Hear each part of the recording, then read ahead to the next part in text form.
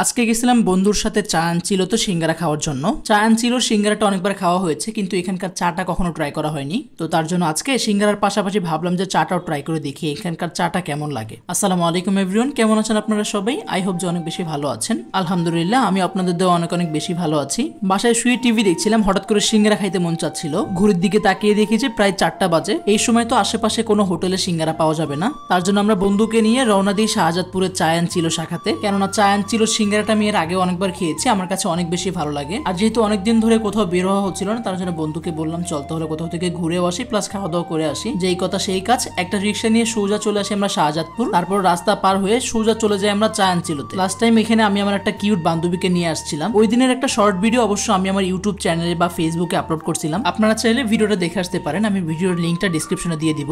তো আমরা অর্ডার করি সিঙ্গারা খাওয়ার নামে একটা অপশন ছিল, সেটা হচ্ছে 5 পিস সিঙ্গারা থাকবে, প্রাইস থাকবে 60 টাকা। আমার সাথে যে ফ্রেন্ডটা ছিল অবশ্যই বাসায় খাবার খাচ্ছিল, সেইখান থেকে ওরে ধরে নিয়ে আসছি। মানে ও খাইলেও 1 পিসই খাবে আর কি, বেশি খাবে না। সিঙ্গারার পাশাপাশি এখানে বেশ কিছু চা পাওয়া যায়, তো আমি এখান থেকে রং চা অর্ডার করি দুইটা রং চা এবং সিঙ্গারা খাওয়ার নামে যে অপশন ছিল, এই দুইটা মিলে আমাদের প্রাইস আসে 105 টাকা।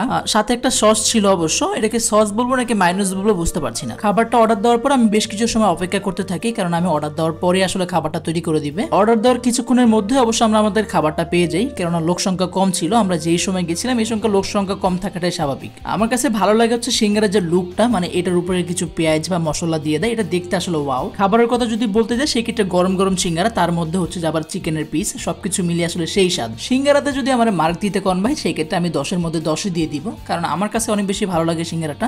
আমার মাঝে মাঝেই যাওয়া হয় কিন্তু ভিডিও করা হয় না আর কি। আমরা যখন খাবারটা খাচ্ছিলাম তখন পাশে এসে দুইটা নিব্বা নিব্বি বসে। এটা দেখে আমার বন্ধু তো পুরো কান্দ কান্দ ভাব, কেননা ওর মাথার চুল সব পাইকাই দিতেছে। তারপর ওর বাসা থেকে ওর বিয়ে দেয় না। আর একটা ঘোষণা, আপনাদের কাছে যদি কোনো মেয়ে থেকে যে আমার এই বন্ধুকে বিয়ে করবে, তাকে 2 লক্ষ টাকা, একটা iPhone 16 Pro Max এবং গুলশানের মধ্যে 3 তলা একটা বাড়ি লিখে দেওয়া হবে।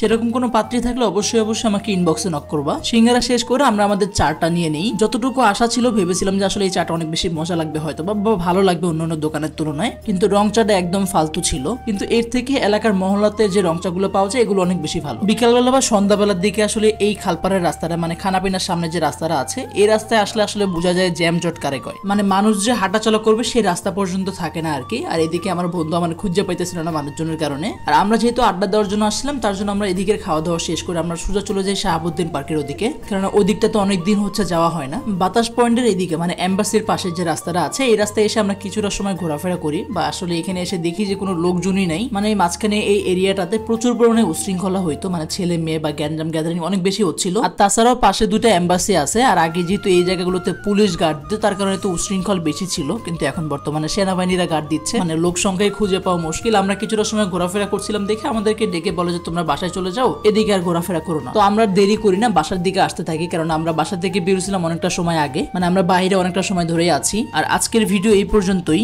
আর ভিডিওটা যদি ভালো লেগে থাকে, ফেসবুক থেকে যদি ভিডিওটা দেখেন আপনি, তাহলে অবশ্যই ফলো করে দিবেন। আর যদি ইউটিউব থেকে দেখে থাকেন অবশ্যই সাবস্ক্রাইব করে দিবেন। লাইক কমেন্ট শেয়ার তো করবেনই। আল্লাহ হাফেজ এভরিওয়ান, দেখা হচ্ছে নেক্সট ব্লগে।